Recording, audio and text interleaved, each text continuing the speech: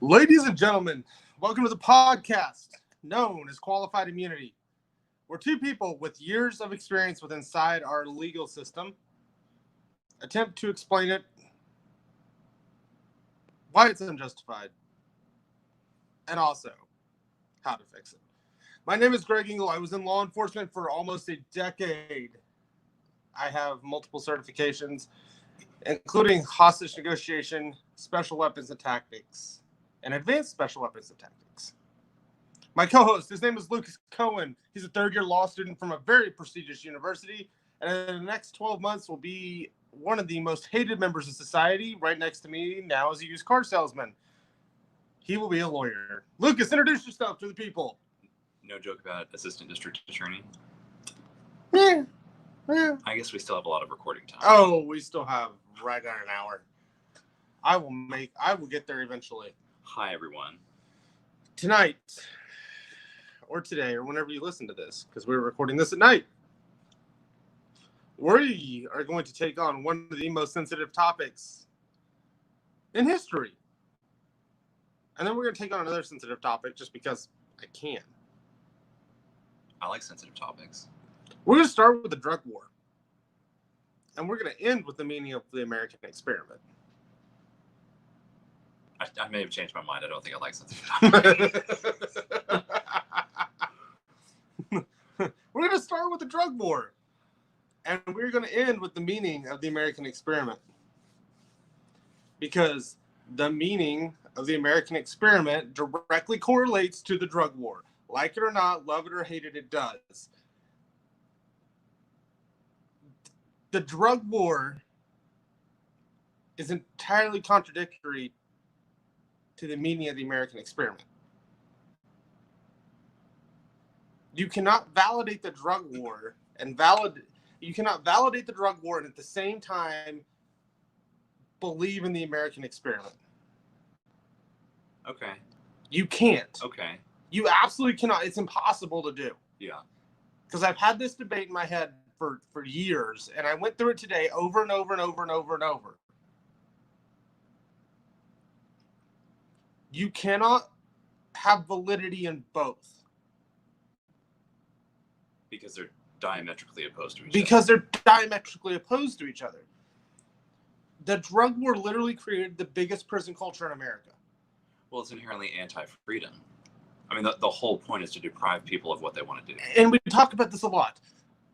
Despite the fact that there's no victim involved. There's no victim. But people are going to come up with, well, what about their kids? And what about this? And what about that? And what about this? You can say that about anything. You can say that about anything. You can say that about poverty. And you know what? You're not going to solve poverty through government. Poverty is also not wrong. I mean, you're not an immoral person for being in poverty. No, but the problem with the drug war is we go back to the entire same thing every single time. It is impossible, if not damn near incomprehensible, to try and legislate morality. You can't do it. Because all you do by legislating morality is create a prison culture and a prison for profit culture that is so drastically mind-blowing, it's insane. Not to mention the market. You create a free... I'm trying to avoid using the term black market, yeah. But it's almost impossible to use until something else comes along that's common vernacular that people know what we're talking about. But you create an underground market. There it is. You create an underground market that is outside of the legal system and the legal realm, right. Because all you're doing in the drug war is imprisoning people or fining them for their own personal choices. Because somebody somewhere along the way was like, that person doesn't need to do that. Yeah. It's a total antithesis to the American experiment. Oh, it's a plague on our society. I don't care if my neighbor is doing cocaine. I mean, I don't either. It might get annoying, but it's not worth throwing them in prison for. It's beyond prison. You get to this moment of like, yeah, there's so many things the government has taken control of, and you get fined for. Fined for. Yeah. That everybody goes, well, there's a problem with police brutality. There's a problem with police brutality because there's too many damn laws. Yeah. And you don't even come with me with this gaslight or straw man argument of looking up, well, you have to be one or the other. You have to be all cops are bastards, or you have to be Blue Lives Matter. No, you don't. You absolutely do not. Because there is 80 to 90% of this country that's in the middle. Well, we've said since starting this podcast, stop picking sides. Stop picking sides. That is the exact thing they want you to do. That is the exact thing the people in control want you to do. Because if you pick a side, you are therefore automatically confined to what that side says. And it just furthers the problem. And it furthers the problem because now you think there's this massive divide. There is not this massive divide. There is a commonality between libertarians and Black Lives Matter.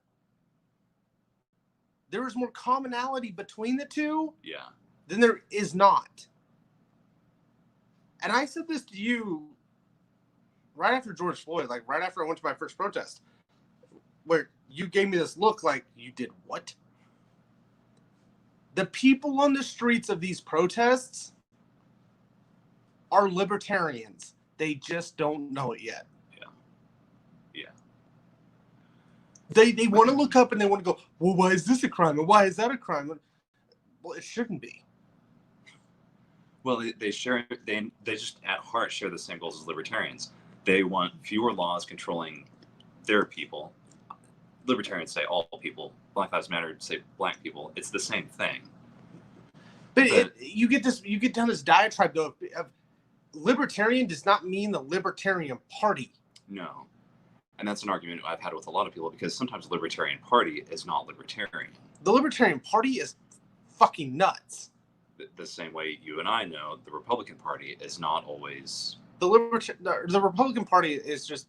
Look, I qualified this at work today because somebody trapped me into an argument about politics, and that was the dumbest idea they could have ever done. Because about the third time I ran circles around their entire argument, they're like, I think I'm going to go do paperwork.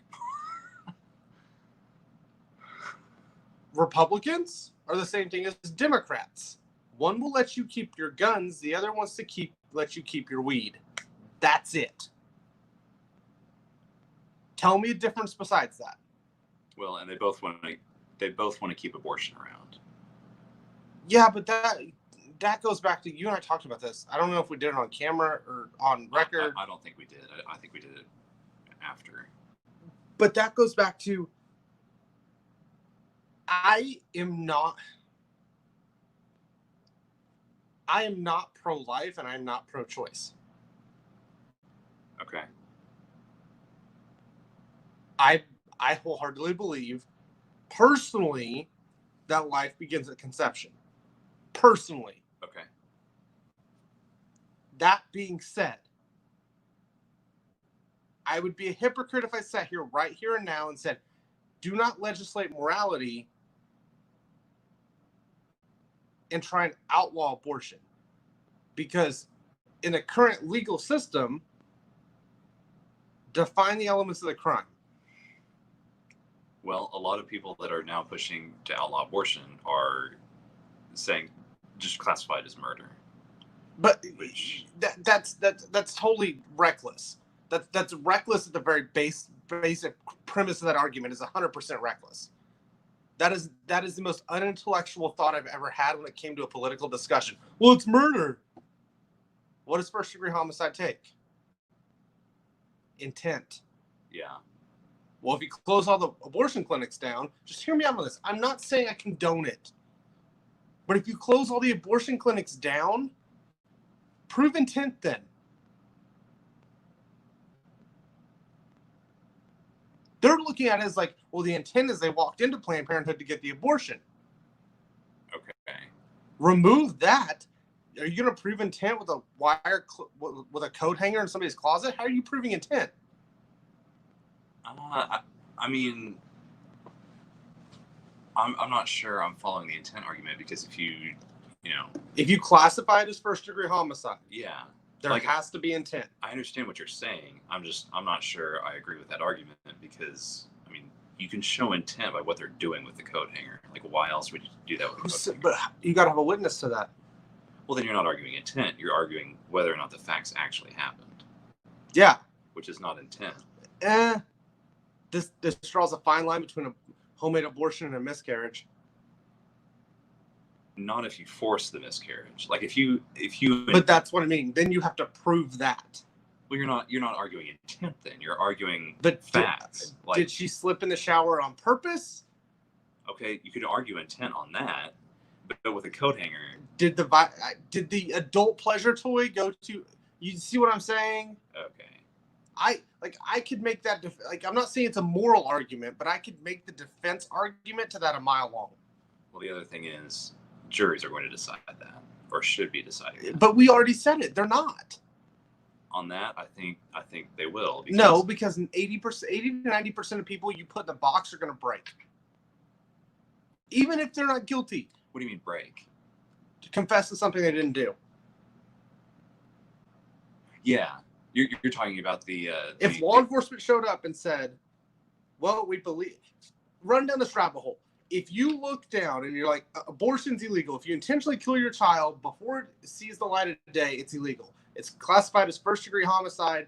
And the dad looks up and says, she said she had a miscarriage. I believe she has abortion. You drag a woman into a box and interrogate her with 2 police officers over 8 to 16 hours. Yeah. What's the most likely scenario that's going to happen? They're going to admit to murder. They're going to admit to murder, whether or not. But that's not an abortion issue. That's a police issue. It's the same thing.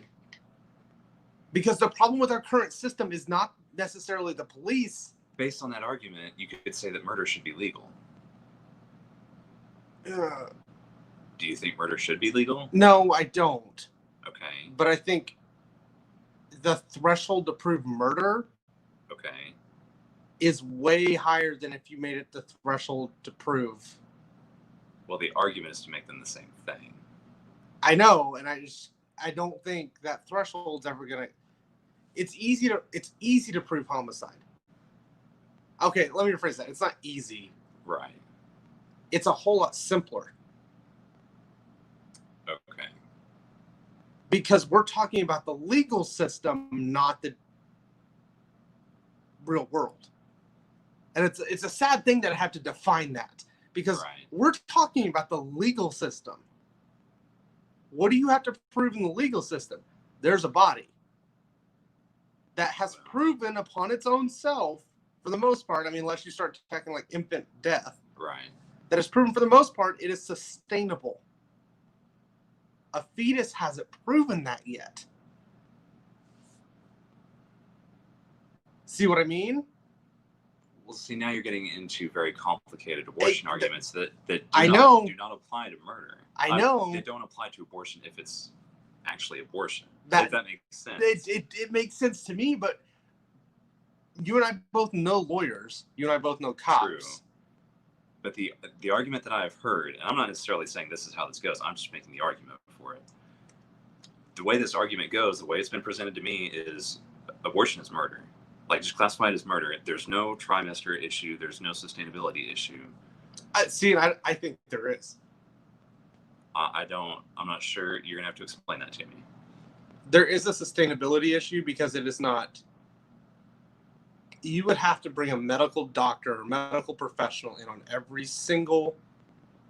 Somebody walks up and shoots you. Like a medical examiner or a coroner? But what a medical exam, you'd have to have a special section to make like an OBGYN medical examiner. You know what I mean? Maybe. I mean, I'm not sure that's absolutely true. Because if somebody walks up and shoots you in the head with a 9mm, yeah, you've proven for, how old are you, like 12? For at least 12 years that you are a self-sustaining human being. You can breathe, you can function, you can do this. Why is sustainability an issue? Because what scares me about the whole outlawing it thing is this: personal vendetta. Okay. How many and I don't know a better term to use than baby daddy mama drama issues Okay. have happened. A miscarriage happens, a legitimate miscarriage. Okay. I'm not talking about Okay. claiming miscarriage. I'm talking about a legitimate miscarriage. Okay. Happens. Okay. Baby daddy gets pissed off about it, turns around and says she aborted it.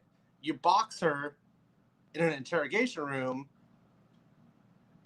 You see where I'm going with this?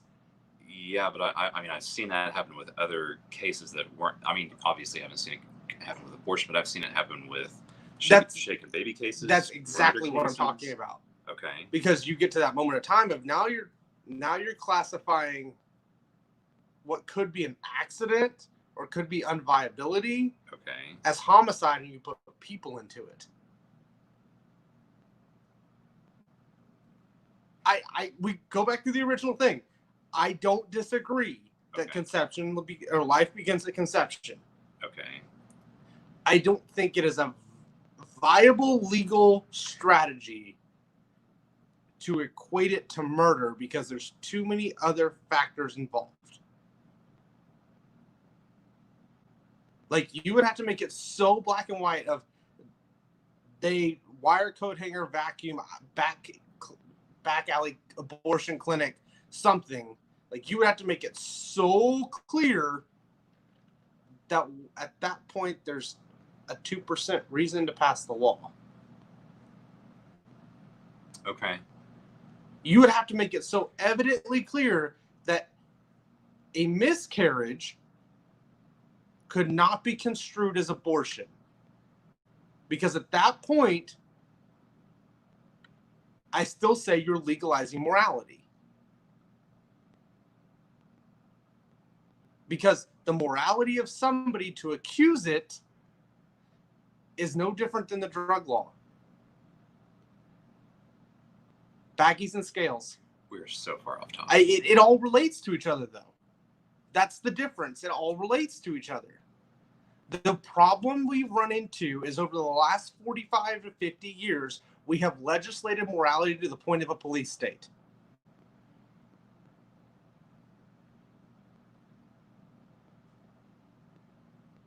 I don't see how the problems that you're bringing up don't apply to every other crime, like every single one, including murder, rape. Like murder and rape.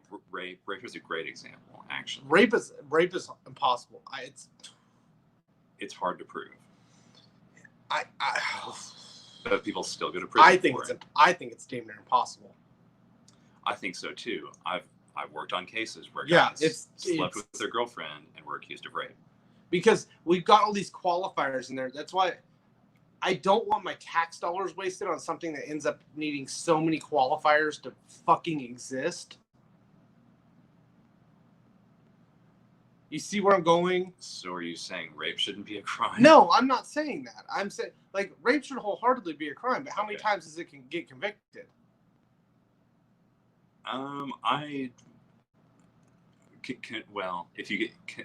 If you consider plea bargains to be a conviction, no, I don't. Okay. 2 trial convicted. Not very many, because most of them take a plea bargain. How many drug crimes get 2 trial convicted? Very few, because they all take a plea bargain. So, and you and I both quasi agree on the idea that plea bargains are such an awful tactic. I don't think plea bargains should exist. I'd be tempted to agree with you for a number of reasons. I don't think plea bargains should exist because it directly relates back to a prison culture. Well, I'm opposed even to the philosophy of a plea bargain, because if the person is guilty, why would you not take them to trial? And if they're not guilty, why are they going to prison? Now, that being said, I do think there needs to be way more options. If you go to trial and get convicted, then, you're off to Big Mac. Or prison. In Oklahoma, it's called Big Mac. The state penitentiary. Yeah. Like, right now, plea bargains serve as, if you want to deferment, you take a plea bargain. Why can't you go to trial, and if you get convicted, then get a deferment? Right. Based off your previous record. Right. See what I'm getting at? I think so. I just, even philosophically, I don't think plea bargains should exist. I understand why they do, but I'm not sure that I think They should. do because the system becomes so combobulated. What combobulated? There you go. Combobulated. Intoxicated. Intoxicated, yeah. The system becomes so combobulated. God, I can't say this now. Discombobulated. Discombobulated. There you go. With cases that the only way they can actually do it within a fair and speedy amount of time is plea bargains. Well, that's the other reason I oppose plea bargains, because if nobody ever took a plea bargain, do you realize how many fewer crimes would actually be charged? Yeah. If you have to take every single one to trial. Okay, here's the trick, though. You would either lose a lot of trials, or you would start charging a lot fewer crimes. What do you guys get taught in law school is fair and speedy? Reasonable. Okay. Reasonable. That's what I thought. That's what I thought. Yeah. It's an asinine standard, but that's what it is. The reasonable person standard is also an asinine standard, but that's how we get the drug war. There is. It depends on which statute you're under. Actually, I did research this week. If you're from out of state and you are already imprisoned out of state and you're being brought into Oklahoma to be tried, you actually have a better chance winning a speedy trial argument than you do being in state. I believe that. Citizens of other states have more rights in Oklahoma than Oklahomans do. No, nobody has any rights left. Well, yeah. Like, if you think you have rights, pull your head out of your ass. Sorry, not sorry. Because I could totally drag something else into here that's going to be highly controversial right now. If the government has to mandate you wear a mask in public, you have no fucking rights left. Yeah. Period. Now this turns into, well, it's for the greater good, and it's to protect other people. And that is not the purpose of the American experiment. Granted, we have an international audience. Your own country is your own problems. I can't speak on that. I don't live there. I've not done research on other countries' experiments. That being said, the reason the American experiment is such a unique thing in history was because what was the basis of it? Individual liberty. Yeah. The basis, the very cornerstone of the entire American experiment was based off individual liberty. That being said, how much individual liberty do you have left? Not a whole lot. Because in 1971, they started the drug war. That alone drastically reshaped not only the political landscape, but the liberty landscape and the prison landscape of America. I was wondering how you were going to bring this back around to the drug war. That was nice. That was a nice segue. Because it all comes back to the same thing. Yeah. It all comes back to the same thing. You cannot legislate morality because morality is a paradigm based off perspective.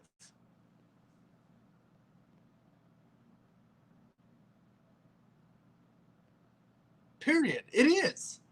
My morality, or lack thereof, is not your morality.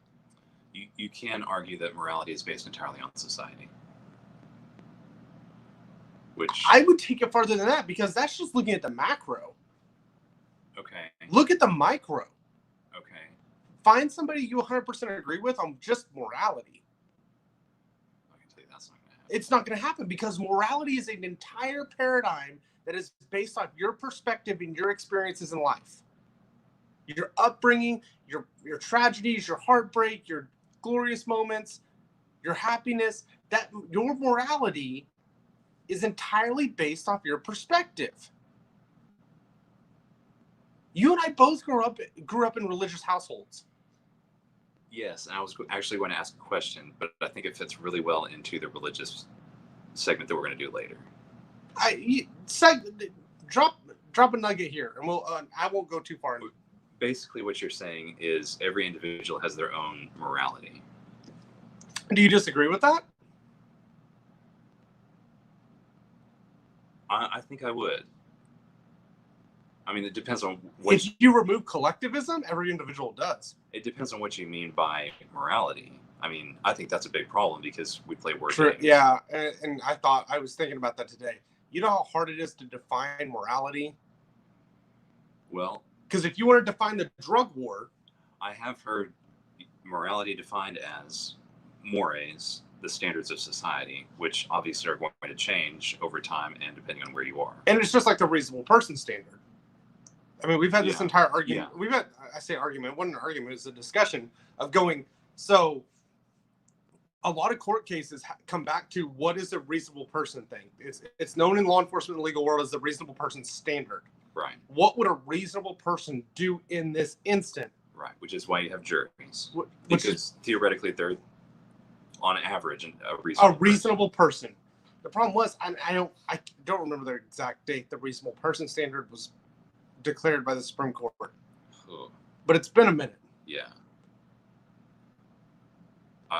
The problem becomes the reasonable person over the course of history and over the course of time since that ruling Yeah. has changed. True.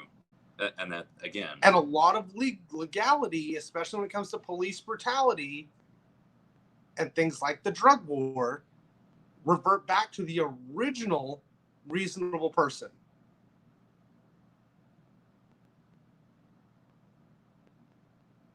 Think about it. Well, what do you mean? They revert back to the original. What do you mean? Now I got to find out.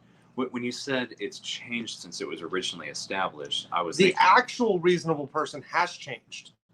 The Well- view of the reasonable person in the court system has not.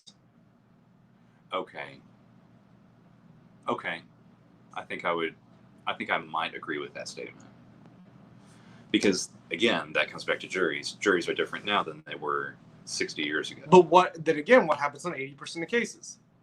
Plea bargains. Because we believe that the reasonable person standard, from a district attorney standpoint, from an ADA standpoint, they're enforcing, well, a reasonable person would have believed this. If my computer would load, I would tell you when it was passed, but apparently I'm crashing Wi-Fi with StreamYard. There's part of the antithesis. God, I really can't talk today. Antithesis of the problem of going, you have got a reasonable person standard that is so antiquated Right. in a legal system that most people get scared and won't go to trial, that it reverts back to what did grandma think? Yeah. And I wasn't following it until you drew the division between society and the court system. Society and the court system have two very, Right. very different reasonable person standards. Because in the court system, you're looking at precedent. You're looking at precedent and you're looking Which- at what the reasonable person standard was when it was passed. When the precedent was When set. the precedent was set, what was the Which- reasonable person standard then? And I'll go ahead and tell everybody right now, precedent never keeps up with society. It just doesn't. It's not the way that decades works. behind. It's generations behind. It's generations behind. That's why the civil rights movement took so long. It's still going. Yeah. Like, and it's still going because poverty, a lot since 1971 due to the drug war, Yeah. but a lot of poverty and financial hardship and financial bankrupt has to do with legal system issues and legal costs and court costs and fines and penalties and imprisonment, which disproportionately affects what? Minorities. You made me think of something a few minutes ago. I want to say it was Adams that said something along the lines of jury trials being absolutely necessary to the concept of freedom. They are, because if you made you made a law that said Yeah. everything has to go to jury trial, it has to be 12-0. Well, plea bargains completely eliminate the jury trial. I mean, that's the point. That's the whole point. That of is a the plea entire bargain. point of it. So, plea bargains are inherently the tool of a tyrannical system. Yes. Are they not? Yes, because it's compromise. Because if you start, the problem was we compromised liberty once and we compromised freedom once, and Yeah. it was a snowball effect, and it accumulated in this. Look, the entire purpose behind the drug war was to suppress minorities.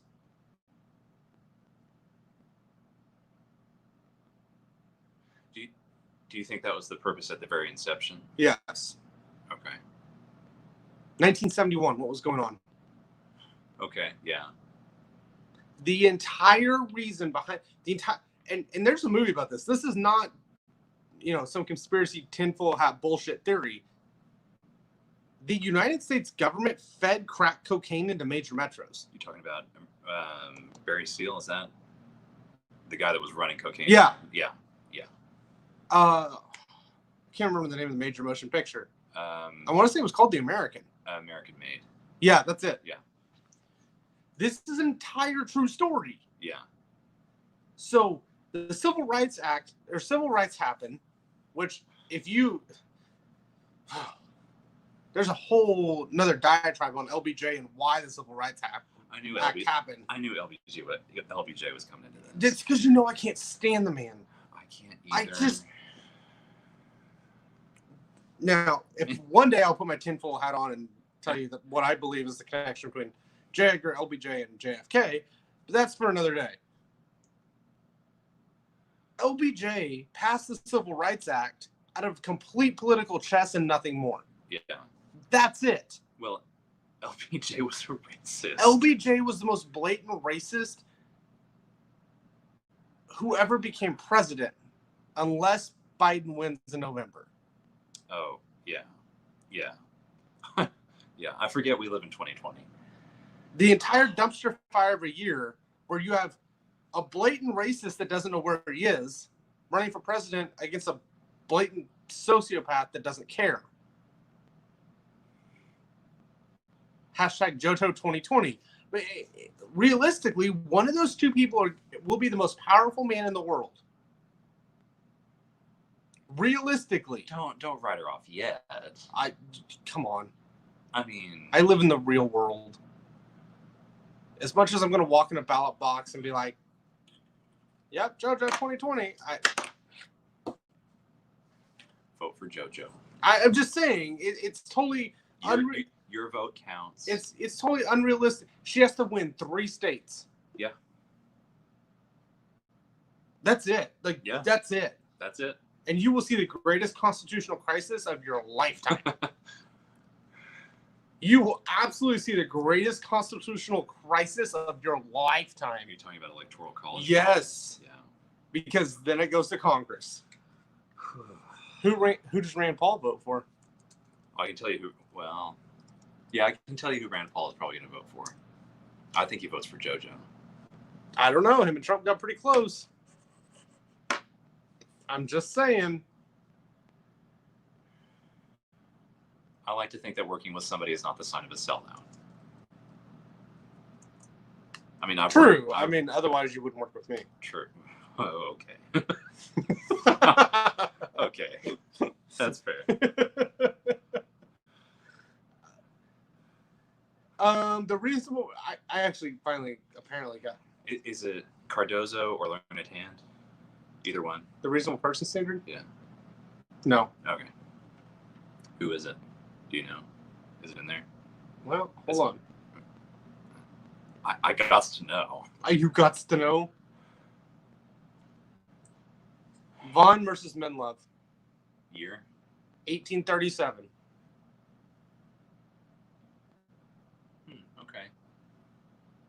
So the reasonable person standard has been around since 1837. Would have been under Jackson. No, post Jackson. Jackson was 1836. Because Jackson wasn't president. Jackson was pre-1836. Because Trail of Tears happened before Texas got independence. And Alamo happened 1835, Texas 1836. Alamo happened in 1836. Okay, then Texas. Jackson was president during the Alamo, I'm pretty sure. And then Polk would have been Yeah. after. It was Polk. I think Polk. Jackson, 1837 wasn't Jackson. Okay.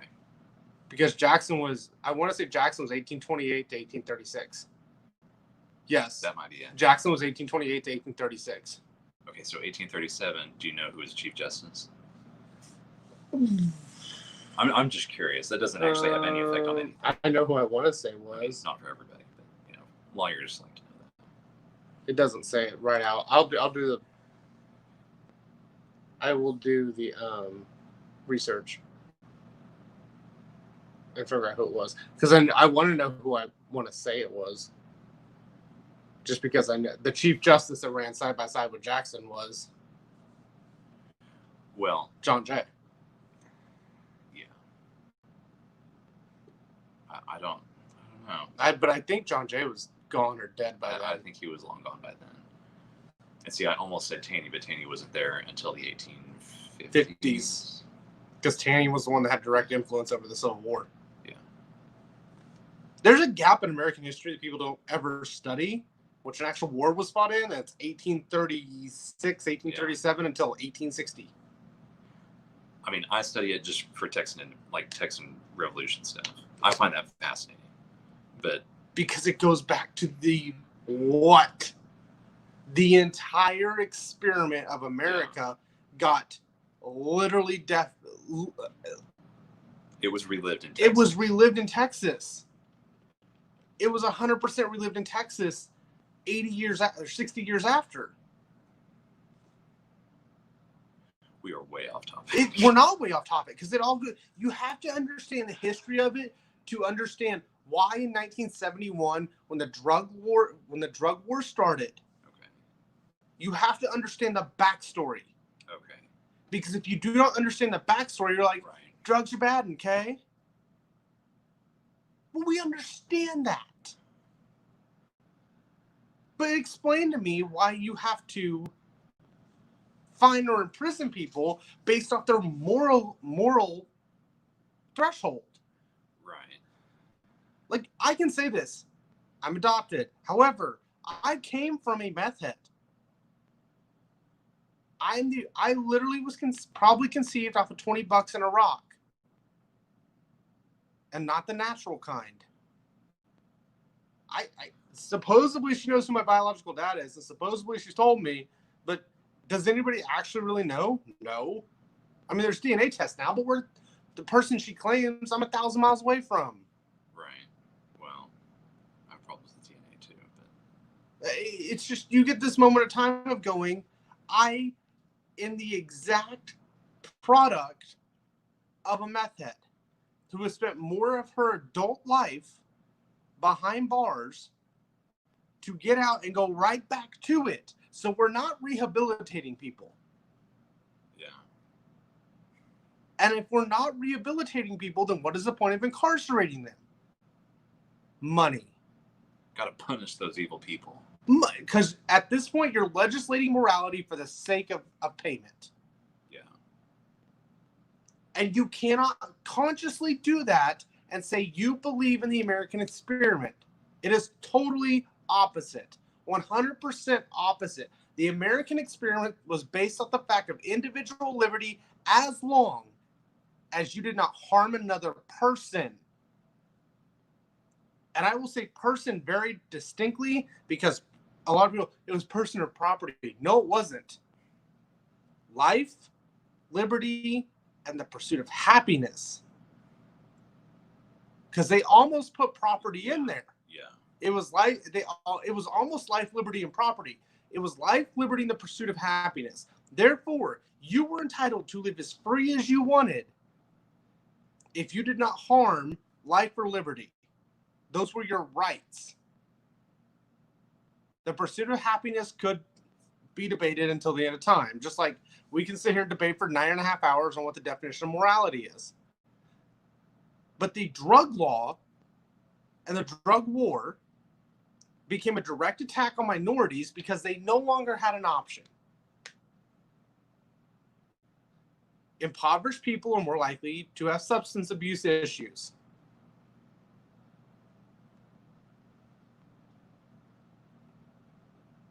I'm not sure that's entirely accurate now that I think about it. I mean, they're definitely more likely to be arrested and tried for it. They're more likely eventually substance abuse leads to poverty. Okay. With the same token, poverty leads to substance abuse. Because how many blue-collar workers grab a fifth of vodka on the way home? Okay, yeah, if you're including... You have to include alcohol. Substance abuse. Impoverished people are more likely to abuse substances to make the world seem less miserable. Okay, yeah. So therefore, the drug law is directly an attack on impoverished people, which goes back to everything we always say. What are most impoverished people? Minorities. Right. Which is also a direct contradiction to the American experiment. Because the American experiment was founded off the idea that you have 3 rights in life: life, liberty, and the pursuit of happiness. Therefore, by that statement, there are only 3 things that can be argued. You cannot violate life, you cannot violate liberty, you cannot violate the pursuit of somebody's happiness, which I understand the third one could be an hour long or 12. The drug war was a direct counterattack and chess move to the civil rights movement. Yeah. Therefore, what the drug war essentially did was invalidate the American experiment for impoverished communities and minority communities, because minority and impoverished communities were wholeheartedly and have been since 1971 drastically disenfranchised and more affected by the drug war than any person that comes from class or privilege.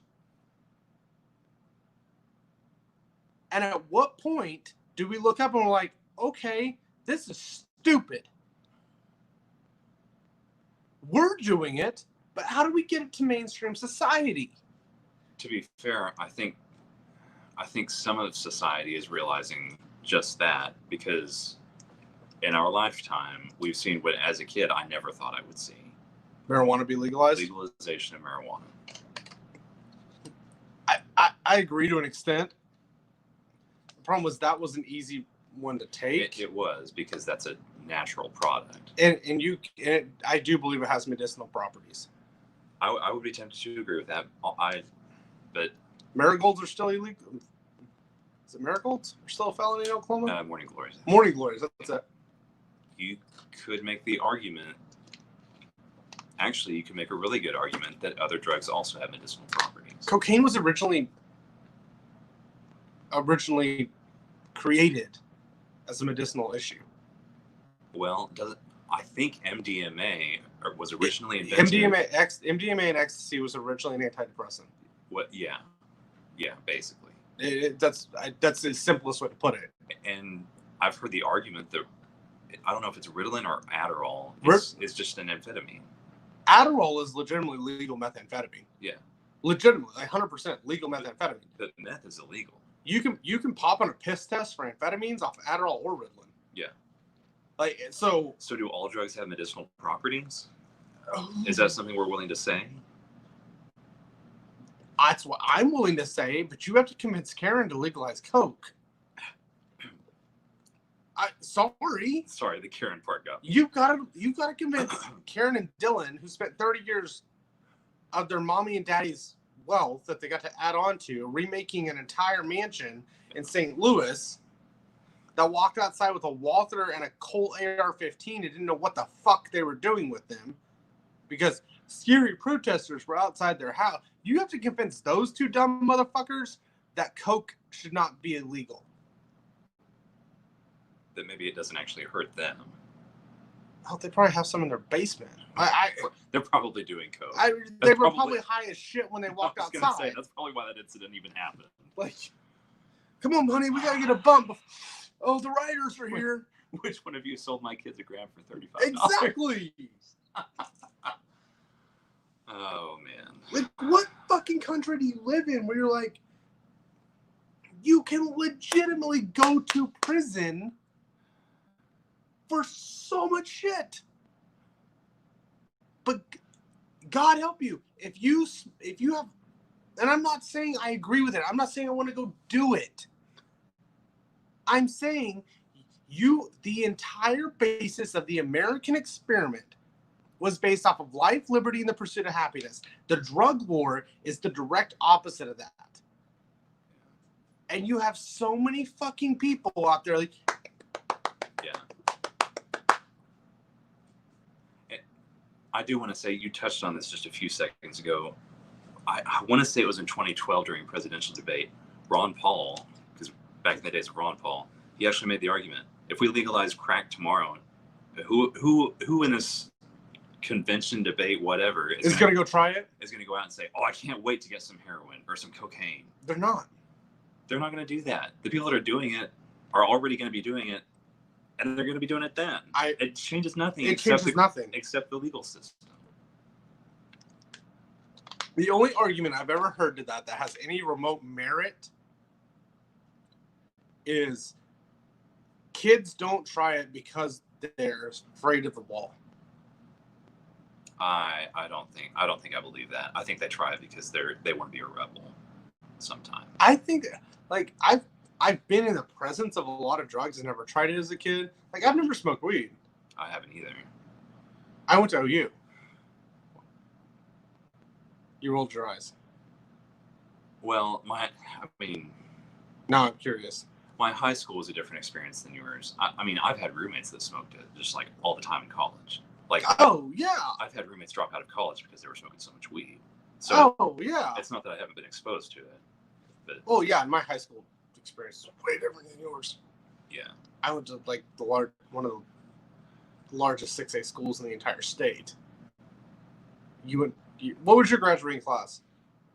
48, I think. What was yours? 943. Holy crap! Wasn't your high school also a little bit bougie? Oh yeah. Yeah. Oh yeah. Mine was a little bit of like a farm. I saw Coke when I was a sophomore in high school. Holy cow! Yeah, I didn't get that. We had. The most scandalous thing that happened at my school was they started a fight club and it lasted 2 weeks before they got in trouble. No, we had Coke, G-Wagons, and Ferraris in the parking lot. It wasn't a new Ferrari, but there was a girl in my high school that had, not brand new, but not old G-Wagon. The day she turned 16, Mom and Dad gave it to her and went and bought a new one. You are so bougie. You know what I drove to high school? What did you drive? You've seen it. Oh yeah, an '88 single cab 2-tone Silverado. I almost called it a beater, but that's not fair. It's a beater. My car was a beater. Yours is a classic. Oh yeah, like I drove a 2-tone '88 single cab with a toolbox and a headache rack that I helped weld. I drove a 1990 Honda Civic. Okay, yeah. I sell Hondas now, and I can say that. Mine was a beater. It was a standard transmission. Oh, that's what you drove it. Yeah. But I've seen this stuff, and I never tried it because I was too afraid to get in trouble to do it.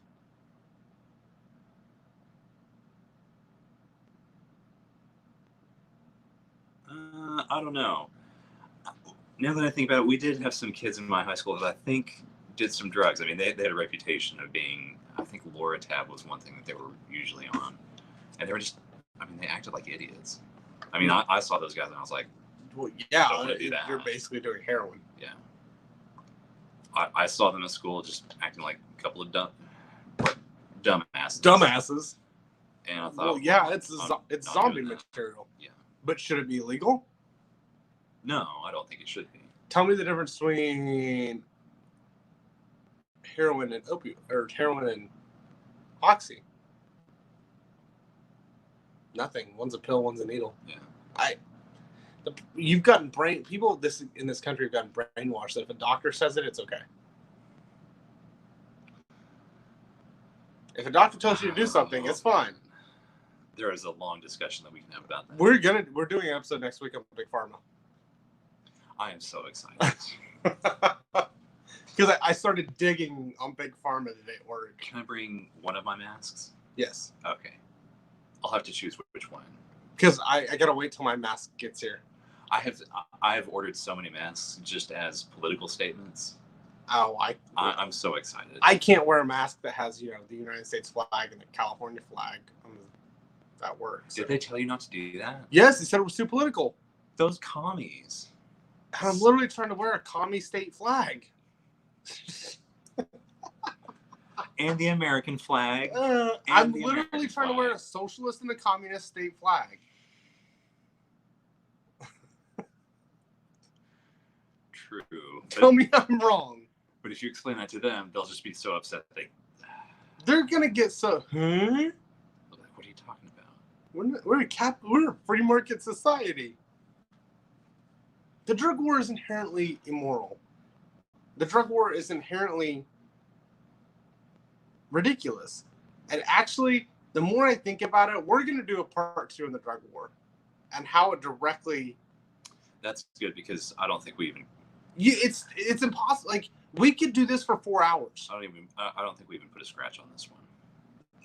In 50 minutes, No, because you can't. Like, this is going to be an entire series at this point. Because I will legitimately go into state statute and federal statute and start federal code and start picking out bullshit. Is that Title 63 in Oklahoma? Yes. Yeah. God damn, I wish I did not know that. 21's major crimes and punishments, 47's traffic law, and 63's. When I learned that drug law was actually in 63, I was like, that's stupid. Why is it not in 21? Because 21 is crime and punishment.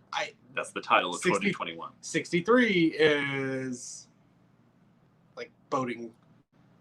It's like they are even admitting that it's so fucked they don't want to admit that it's fucked. Yeah.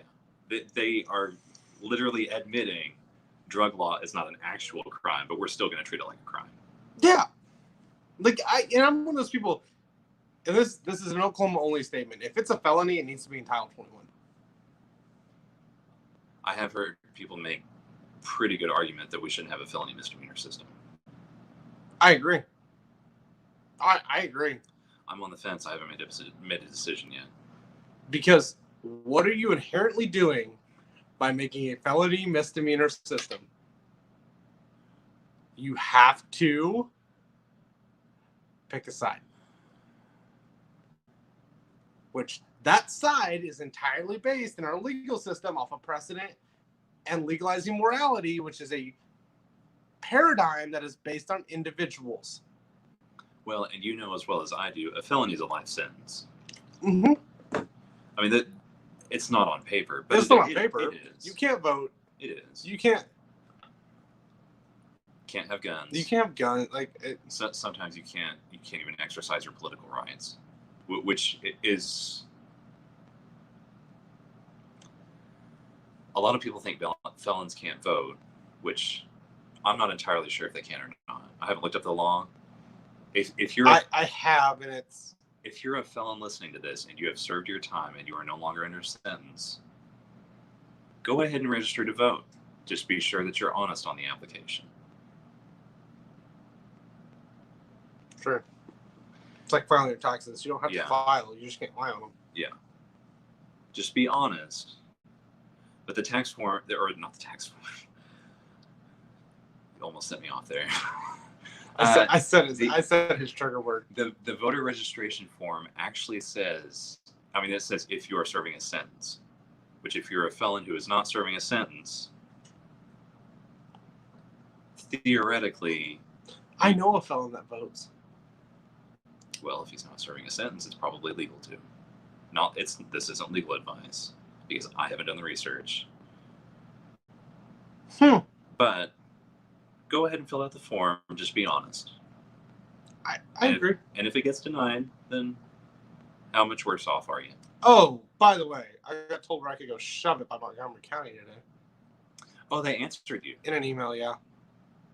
They answered the open records request for Duncan Lim's footage? Yes. And what did they say? It's unavailable this time. I'll put some people on it. Okay. I'll ask you this. Do you want the footage or do you want to sue him? I want the footage. Okay. I'll put some people on it. I don't get this hard on by looking at suing people. Well, that's good because I'm pretty sure all you can get is an injunction, which is pretty worthless. It really is. $100. I'll put the word out. $100. $100 to the person that gets the footage. $100 cash. They got to put it on a flash drive and hand it to me. Is that tax free? It's a donation, not income. I'll let you sort that one out. And you can donate you can give somebody up to $600 a year. That is, yeah. Mm-hmm. And don't try and up the price to $600. So $100 to whoever gets the footage. $100. And gives it to us. And hands it in my hand to a flash drive. On a flash drive. Can I mail it to you? Okay. That's Do you want me to like film them handing it to you? Is that? no. Oh, okay. I just don't trust the United States Postal Service. That's fair. And that says a lot coming from me. I have relatives who have worked for the Postal Service. Yeah. Can I bring the mailman's baby? I literally. You're welcome. I'm literally a mailman's baby. And I've never thought of that. You never thought of that? I've Seriously? never thought of that. Oh my god. Wow. With that being said, we will do part 2 of this. Oh crap, we're out of time. Yeah, this is almost 57 minutes. We're gonna do part 2 of this, and it might turn into part 3. We will record part 2 tomorrow. So tomorrow night around 8:30, 9 o'clock, 9:30, whatever Central Standard Time, because we get distracted. We will do part 2 of this. Sunday, we are going to do an episode on how religion has bastardized politics. Isn't tomorrow Sunday? Never mind. Tomorrow's Sunday. Sorry, I'm a day off. Yeah. So tomorrow we're doing the episode. Tomorrow night at 9, we're going to do an episode on how religion has bastardized politics. Monday, we will do part 2 of the drug war. With that being said, we are running short of time. You can follow Lucas on Twitter at @TheLucasCohen, and that is all he has because he's a hermit. You can follow me. I'm also on Keybase now. Oh, God. They don't even know. 90% of people don't even know what that is. You can follow me on Instagram, Facebook, Twitter, TikTok, and YouTube at Greg J. Engel, Jerry G. J. I-N-G-L-E. And I'm going to end this the way I end every single episode. For my favorite music festival in the entire world, where over 500,000 people get together and lay down sides and come together and have fun and live and love each other. Live today, love tomorrow, and unite forever. Till Valhalla, guys.